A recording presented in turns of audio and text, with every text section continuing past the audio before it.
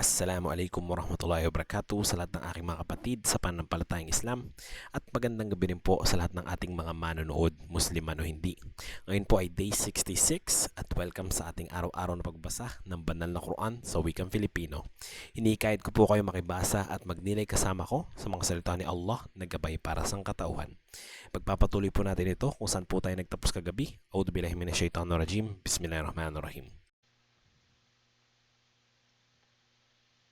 Humayo kayo ng magaan o mapikat at makibaka sa pamamagitan ng inyong mga salapi at mga sarili sa landas ni Allah.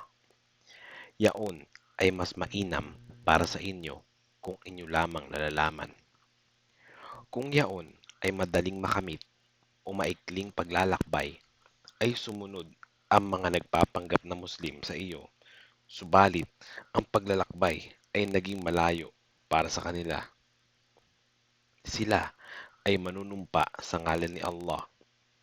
Kung kaya lamang namin ay humayo kami kasama ninyo, na winawasak nila ang kanilang mga sarili.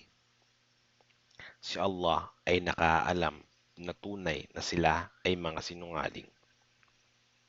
Patawarin ka nawa ni Allah, o Muhammad.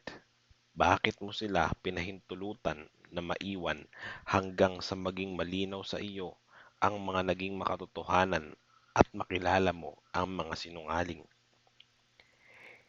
Hindi hihingi ng paumanhin sa iyo ang mga nananampalataya kay Allah at sa huling araw upang sila ay hindi makibaka sa pamamagitan ng kanilang mga salapi at mga sarili. Si Allah ay nakakakilala sa matutuwid.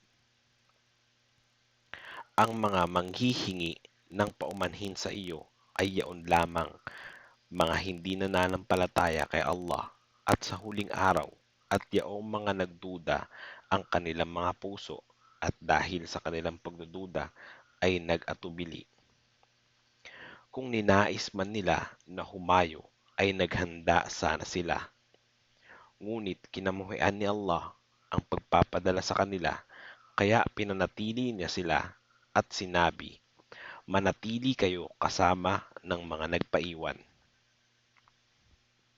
Kung sila man ay hahayo kasama ninyo, ay hindi nila kayo madaragdagan liban na lamang sa kalituhan at hindi sila magdudulot sa inyo ng anuman liban ba sa kaguluhan. Kabilang sa inyo ang ilang mga nakinig sa kanila. Si Allah ay nakakakilala sa mga makasalanan.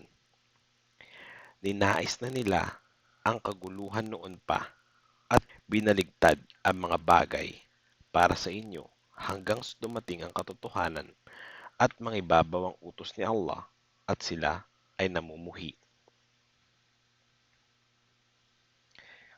Kabilang sa kanila ay yaong nagsasabing, pahintulutan mo ako na manatili at huwag mo akong ilagay sa pagsubok. Walang duda na sa tukso sila ay nalugmok. Tunay na ang impyerno ay nakapalibot sa mga hindi nananampalataya. Kapag dumating sa iyo ang kabutihan, ay ikinalulungkot nila ito. At kapag dumating sa iyo ang sakuna, ay sasabihin nila, pinagplanuhan muna namin ang mga bagay-bagay. At sila ay tatalikod na nagbubunyi. Sabihin, O Muhammad, hindi kami daratnan ng anuman liban na lamang sa itinakda ni Allah para sa amin at siya ang aming tagapag-ingat. Kay Allah marapat na manalig ang mga nananampalataya. Sabihin, hinihintay ba ninyo para sa amin ang isa sa dalawang mabubuting bagay, ang mamatay sa landas ni Allah o magtagumpay sa labanan habang kami ay naghihintay na parusahan kayo ni Allah ng parusang mula sa Kanya o mula sa aming mga kamay? Kaya maghintay kayo, tunay na kami ay kasama ninyong naghihintay. Sabihin, magtustos man kayo ng kusang loob o sapilitan ay hindi ito tatanggapin mula sa inyo. Tunay na kayo ay mga suwail. Walang pumipigil na matanggap mula sa kanila ang kanilang mga pagtustos, liban na lamang na dahil sila ay hindi nananampalataya kay Allah at sa kanyang sugo, at hindi sila tumutungo sa obligadong pagdarasal, liban na lamang na sila ay mga tamad, at hindi sila nagtutustos, liban na lamang na sila ay mga namumuhi rito. Kaya huwag kang mabighani sa kanilang mga kayamanan at mga anak. Ninanais lamang ni Allah na parusahan sila sa pamamagitan ng mga ito sa buhay na ito, at upang ang kanilang mga kaluluwa ay iwan sila na sila ay mga hindi nananampalataya. Sila ay nanunumpa sa ngalan ni Allah na tunay na sila ay kabilang sa inyo, ngunit sila ay hindi kabilang sa inyo, at sila ay mga taong takot. Kung makakita lamang sila ng masisilungan o mga kuweba o anumang pagtataguan, ay tutungo sila rito habang kumakaripas ng takbo.